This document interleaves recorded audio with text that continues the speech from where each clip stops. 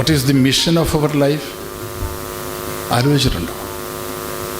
അതിമനോഹരമായി മൃഷ്ടാന്ന ഭോജനം നടത്തി മനോഹരമായി ജീവിച്ച് AC റൂമിൽ കഴിഞ്ഞ് ഈ ഭൂമിക്കൊരു ഭാരമായി കുറേ കാലം കഴിയുമ്പോൾ അപ്രത്യക്ഷമാകാൻ വേണ്ടിയാണോ നമ്മളെ ദൈവം സൃഷ്ടിച്ചത്? അല്ല. നമ്മളൊക്കെ എടുത്ത് പറയുന്ന 3 മഹാഗ്രന്ഥങ്ങളുണ്ട്. അതൊന്ന് ഭഗവത്ഗീതയാണ്, മറ്റൊന്ന് ബൈബിളാണ്, മറ്റൊന്ന് ഖുർആനാണ്. ഖുർആനിൽ വളരെ കൃത്യമായി പറയുന്നു, വമാ ഖലഖതും മിനൽ ജിന്നി വൽ ഇൻസ ഇല്ലാ ലിയഅ്ബുദൂൻ. അറബിക്കാണ് അതിൻ്റെ അർത്ഥം. Human beings and angels I have created you to serve me. എന്നെ സേവിക്കാൻ വേണ്ടിയാണ്. രത്നാകരമല്ല പോലെ പുറത്ത് ആയിരക്കണക്കിന് തവണ ഉരുവിടുന്നൊരു പദമാണ് സർവീസ്. NSSൻ്റെ ആളാണ് അദ്ദേഹം, നാഷണൽ ലെവൽ അവാർഡ് വാങ്ങിയ ആളാണ്. Service to humanity or service to the society. ഖുർആനിൽ പറയുന്നത് നിന്നെ സൃഷ്ടിച്ചിരിക്കുന്നത് സേവനം ചെയ്യാൻ വേണ്ടി എന്നാണ്. അതിൻ്റെ കൂടുതൽ ഡീറ്റെയിൽഡായ ഭാഗത്തിലേക്ക് ഞാൻ പോകുന്നില്ല. സേവനം ചെയ്യാൻ വേണ്ടിയാണ്. ആർക്ക് സേവനം ചെയ്യാനാണ്? Those who deserve it. അത് അർഹിക്കുന്ന ആളുകൾക്ക്. ആരാണ് അർഹിക്കുന്ന ആളുകൾ? അന്ധരായ ആളുകൾ, കണ്ണിന് കാഴ്ചയില്ലാത്ത ആളുകൾ. വൃദ്ധയായ സ്ത്രീ, അന്ധയായ സ്ത്രീ റോഡ് മുറിച്ച് കടക്കാൻ ശ്രമിക്കുമ്പോൾ കൈ പിടിച്ച് ഒന്ന് അക്കരെ കടക്കാൻ ഇപ്പോഴത്തെ വാഹനങ്ങളുടെ സ്പീഡ് അറിയില്ല. എന്തൊരു സ്പീഡാണ്! എത്ര വാഹനമാണ് നമ്മുടെ റോഡിൽ. റോഡ് കടക്കാൻ ചിലപ്പോൾ മണിക്കൂറുകൾ പോലും വെയിറ്റ് ചെയ്യേണ്ട അവസ്ഥയുണ്ട്. അങ്ങനെ കടക്കാൻ ബുദ്ധിമുട്ടുന്ന ഒരു അന്ധയായ സ്ത്രീയെ, അല്ലെങ്കിൽ പുരുഷനെ, ആരും ആയിക്കോട്ടെ, കുട്ടിയെ കൈ പിടിച്ച് കര കടക്കാൻ വേണ്ടി അല്ലെങ്കിൽ റോഡ് കടക്കാൻ വേണ്ടി സഹായിച്ചാൽ അതിനെ വിളിക്കുന്നതാണ് സേവനം, സർവീസ്. ഈ ഒരു സേവനത്തിനാണ് നിങ്ങൾ സൃഷ്ടിച്ചിരിക്കുന്നത്. സേവനം ചെയ്യാൻ ഒരുപാട് പണമൊന്നും വേണ്ട കേട്ടോ. പണമുള്ളവർക്ക് മാത്രമേ സേവിക്കാൻ സാധിക്കൂ എന്ന തെറ്റിദ്ധാരണ ഒരാൾക്കും വേണ്ട. ഒരു നോക്കുകൊണ്ട്, ഒരു വാക്കുകൊണ്ട്, ഒരു മന്ദസ്മിതം കൊണ്ട് നിങ്ങൾക്ക് ആളുകളെ സഹായിക്കാൻ പറ്റും, സേവിക്കാൻ സാധിക്കും. പാൻക്രിയാറ്റിക് ക്യാൻസർ ഡോക്ടർമാർ പലരും കൂടിയുണ്ട്. ഭഗതൻ ഡോക്ടറൊക്കെ ഇതിൻ്റെയൊക്കെ മറുകര കണ്ട ആളാണ്. പാൻക്രിയാറ്റിക് ക്യാൻസർ വന്ന ഒരു രോഗീൻ്റെ അടുത്ത് നമ്മൾ നാട്ടുകാരിൽ നിന്നും പണം പിരിച്ച് 1 കോടി രൂപയുടെ വലിയൊരു ഭാണ്ഡം അയാൾ മടിയിൽ വെച്ച് കൊടുത്താൽ it is not going to be a service. Because ആളുകൾക്കറിയാം പാൻക്രിയാറ്റിക് ക്യാൻസർ വന്ന ഒരാളിന് പരമാവധി ഒരു 3 മാസമേ ജീവിക്കാൻ സാധിക്കൂ. ചിലപ്പോൾ 6 മാസം, 1 വർഷം വരെ ജീവിച്ചവരുണ്ട്. രക്ഷപ്പെടില്ല. അതിൻ്റെ ഫൈനൽ സ്റ്റേജിലാണ്, 4ാമത്തെ സ്റ്റേജിലാണെങ്കിൽ. അല്ലെങ്കിൽ രക്ഷപ്പെടും. നിങ്ങൾക്ക് എന്ത് ചെയ്യാൻ സാധിക്കും? പണം പിരിച്ചു കൊടുക്കുകയല്ല വേണ്ടത്. അയാൾ പണക്കാരനാവട്ടെ, പാവപ്പെട്ടവനാവട്ടെ. പാവപ്പെട്ടവനെന്ന് പറയരുത് കേട്ടോ. അങ്ങനത്തെ ഒരു വാക്കേ നിങ്ങൾ സാമ്പത്തിക ബുദ്ധിമുട്ടുള്ള അവരെ പാവപ്പെട്ടവർ എന്ന് വിളിക്കരുത് ദയവ് ചെയ്ത്. അവരുടെ ശരീരം തൂക്കിവിറ്റാൽ, നമ്മുടെ ശരീരം തൂക്കിവിറ്റാൽ, ഒരു ഏകദേശം ഈ അടുത്ത കാലത്തുണ്ടാക്കിയ ഒരു അസസ്മെൻറ്റ് പ്രകാരം ഓരോ ശരീരത്തിൻ്റെയും അവയവങ്ങൾ വിറ്റാൽ 15 കോടി രൂപ കിട്ടും ഇപ്പം മാർക്കറ്റിൽ. ഉച്ച വാങ്ങുന്ന ആളിൻ്റെ ശരീരത്തിനുമായ വില കിട്ടും. നമ്മളിതിന് ഒരേ വിലയാണ്. അപ്പോൾ പാവപ്പെട്ടവർ, നമ്മളൊക്കെ പണക്കാരാണ്, എല്ലാവരും പണക്കാരാണ്. അപ്പോൾ ആരായെങ്കിലും നമുക്ക് സേവിക്കാൻ സാധിക്കണം. ഈ പറയുന്ന രോഗിയെ സഹായിക്കാൻ എന്താ വേണ്ടത്? അയാളുടെ അടുത്ത് ചെന്നിരുന്ന് ഒന്ന് പുറത്ത് തട്ടി, can you PAT on him, PAT on his back, എന്നിട്ട് പറയുക, ഒന്നും പേടിക്കേണ്ട, ഒരു കള്ളം പറയണം. ഇത്തരം അവസരങ്ങൾ കള്ളം പറയാൻ ദൈവം നമ്മൾക്ക് അനുവാദം തന്നിട്ടുണ്ട്. എന്താ പറയേണ്ടറിയോ? നിങ്ങൾക്ക് ഒരു ബുദ്ധിമുട്ടും വരില്ല. കള്ളമാണ്. നിങ്ങൾ ഒരുപാട് കാലം ജീവിക്കും. 2ാമത്തെ കള്ളം, ഞങ്ങളൊക്കെ ഇല്ലേ കൂടെ, നമുക്ക് എല്ലാ സമയത്തും നിൽക്കാൻ പറ്റില്ല, 3 കള്ളം പറഞ്ഞു. അങ്ങനെ പറയാൻ കഴിയുമോ? അതാണ് സേവനം.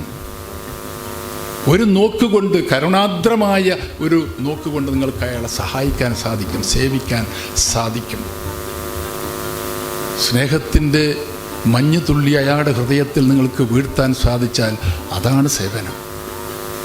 അങ്ങനെ സേവിക്കാൻ സാധിക്കും.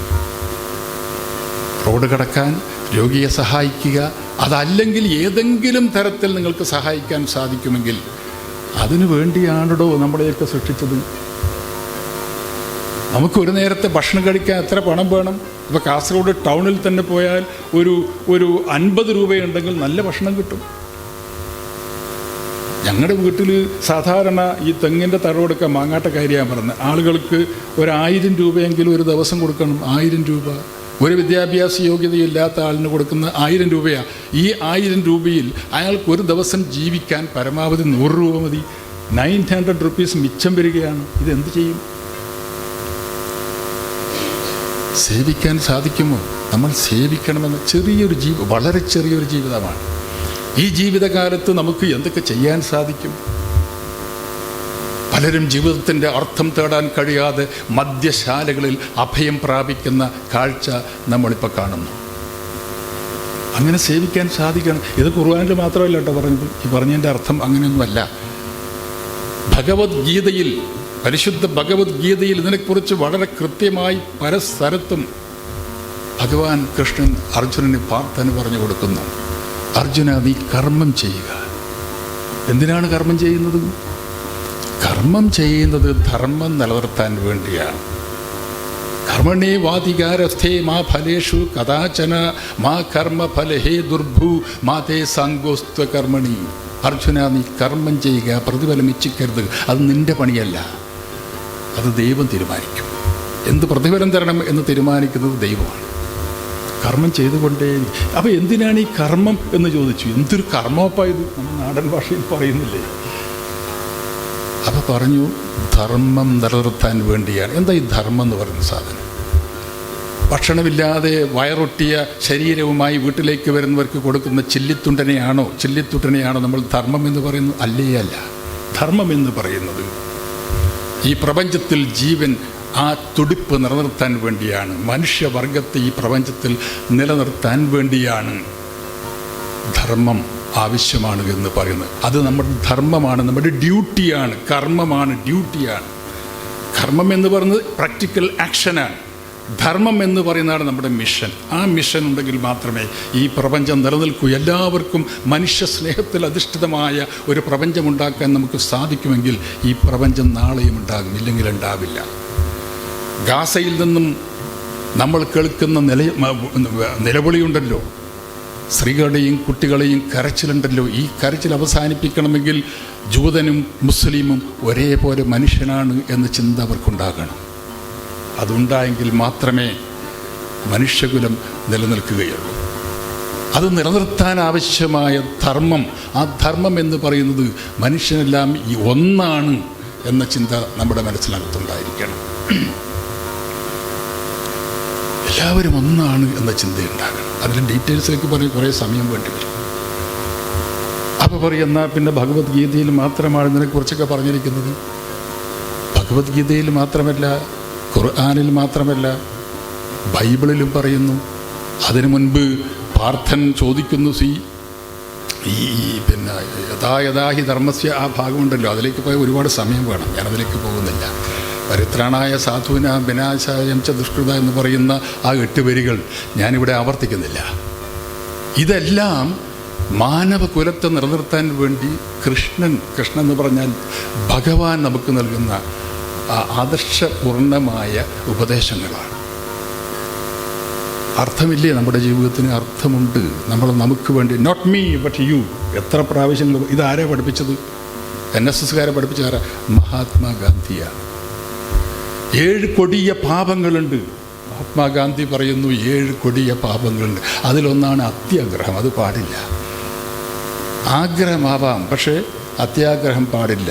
ബുദ്ധ ഭഗവാൻ പറയുന്നു, desire is the cause of misery. ആഗ്രഹമാണ് മനുഷ്യൻ്റെ എല്ലാ ബുദ്ധിമുട്ടുകളും, കഷ്ടപ്പാടിനും കാരണം എന്ന് പറയുന്നുണ്ട്. പക്ഷെ മഹാത്മാവ് പറയുന്നത് ആഗ്രഹം പാടില്ല എന്ന് പറഞ്ഞിട്ടില്ല, അത്യാഗ്രഹം പാടില്ല എന്ന് മാത്രമേ ഉള്ളൂ. ഈ പ്രപഞ്ചത്തിൽ നിങ്ങൾക്കെല്ലാം ആവശ്യമുള്ളതെല്ലാം ദൈവം നൽകിയിട്ടുണ്ട്. നിങ്ങളുടെ അത്യാഗ്രഹത്തിന് ആവശ്യമായ ഒന്നും ഇവിടെയില്ല. ഭൂമിയിൽ നമുക്ക് ജീവിക്കാൻ ആവശ്യമായി എല്ലാം ദൈവം തന്നിട്ടുണ്ട്. പക്ഷേ നമ്മളതിനെ ദുരുപയോഗം ചെയ്യുന്നു. ചില വീടുകളിലേക്ക് മാത്രം, ചില വ്യക്തികളിലേക്ക് മാത്രം ചുരുക്കാൻ ആവശ്യമായി അവർ അതിനെ സ്വാർത്ഥപരമായി ഉപയോഗിക്കുന്നു എന്നാണ് ഗാന്ധിജി പറഞ്ഞത്. നമുക്ക് അഭിമാനിക്കാം, ഭാരതീയരായതിൽ നമുക്ക് അഭിമാനിക്കാം. കാരണം ലോകത്തിന് ഒറ്റ വെളിച്ചമേ ഇപ്പോൾ ഉള്ളൂ. അത് മഹാത്മാവ് കാണിച്ചു തന്ന വെളിച്ചമാണ്. മഹാത്മാഗാന്ധി കാണിച്ചു തന്ന വെളിച്ചമാണ്. ഇതുപോലെ ഒരാളെ ചൂണ്ടിക്കാണിക്കാൻ എവിടെയുണ്ട് ഒരാൾ? അമേരിക്കയിലുണ്ടോ? ബ്രിട്ടനിലുണ്ടോ? ലോകത്ത് എവിടെയാണ് മഹാത്മാഗാന്ധിയെപ്പോലെ ലോക സന്ദേശം അറിയിക്കാൻ, സാഹോദര്യത്തിൻ്റെ, സ്നേഹത്തിൻ്റെ സന്ദേശം അറിയിക്കാൻ കഴിയുന്ന ഒരു നേതാവ് എവിടെയാണുള്ളത്? അമേരിക്കയിലെ നേതാക്കൾ ഗാന്ധിജിയുടെ ശിഷ്യന്മാരാണ്. നെൽസൺ മണ്ടേല ആഫ്രിക്ക ഗാന്ധിജിയുടെ ശിഷ്യനാണ്. ജൂനിയർ ഗാന്ധിജിയുടെ ശിഷ്യൻ മറ്റൊരാളുണ്ടല്ലോ അമേരിക്കയിൽ, Martin Luther king. I have A dream എന്ന് പറഞ്ഞ് തുടങ്ങിയ ആ കവിതാത്മകമായ പ്രസംഗമുണ്ടല്ലോ, ഗാന്ധിജിയുടെ ശിഷ്യനാണ്. അദ്ദേഹത്തിന് ജീവിതത്തിൻ്റെ മാർഗം വെളിച്ചം കാണിച്ചു കൊടുത്തത് മഹാത്മാഗാന്ധിയാണ്. ആ മഹാത്മാഗാന്ധിജിയുടെ ശിഷ്യനാണ് ബഹുമാനപ്പെട്ട, ഞാൻ ഏറെ ബഹുമാനിക്കുന്ന ശ്രീ കെ നീലകണ്ഠൻ സാർ. ഞാൻ സാറെന്ന് തന്നെ വിളിക്കും. ഞാൻ വൈസ് ചാൻസലറാണ്, ആയിരുന്നയാളാണ്. എല്ലാവരെയും എന്നെ സാറെന്ന് വിളിക്കാറുണ്ട്. പക്ഷെ ഞാൻ അങ്ങോട്ട് വിളിക്കുന്നു എല്ലാവരെയും സാറെന്ന്. ആ കൂട്ടത്തിൽ ഏറ്റവും ആദ്യം വിളിക്കുന്ന വലിയൊരു പേരാണ് കെ നീലകണ്ഠൻ സാർ. അദ്ദേഹം ഈ ആസ്പത്രിക്ക്, ഈ സ്ഥാപനത്തിനിട്ടിരിക്കുന്ന പേര് KGN എന്നാണ്. കൗമുദി ഗ്രാമീണ ഗ്രാമീണ നേത്രാലയ. കൗമുദി എന്ന് പറഞ്ഞാൽ നിലാവൊളിയാണ്, മൂൺലൈറ്റ് എന്നാണ് അതിൻ്റെ അർത്ഥം. അദ്ദേഹത്തിൻ്റെ ഭാര്യയുടെ പേരാണത്. അത്ര മനോഹരമായ പേരാണ് അദ്ദേഹം നൽകിയ, അവരുടെ പാരൻസ് നൽകിയത്. മൂൺലൈറ്റ്, എത്ര കുളിർമയുള്ള പദമാണത്. ചന്ദ്രവെളിച്ചം നമുക്ക് മനസ്സിന് ഒരുപാട് ആശ്വാസം നൽകുന്നതാണ്, സൂര്യൻ്റെ തപിപ്പിക്കുന്ന വെളിച്ചമല്ലാതെ. അങ്ങനെ ഈ നാട്ടിലെ മുഴുവൻ ആളുകൾക്കും നല്ല മനോഹരമായ വെളിച്ചം നൽകുന്ന കൗമുദി നേത്രാലയം. ആ നേത്രാലയത്തിൽ എവിടെ വരുമ്പോൾ നമുക്കും അതേപോലെ മനസ്സിനകത്ത് ശാന്തിയും സമാധാനവും ഉണ്ടാകുന്നുണ്ട്.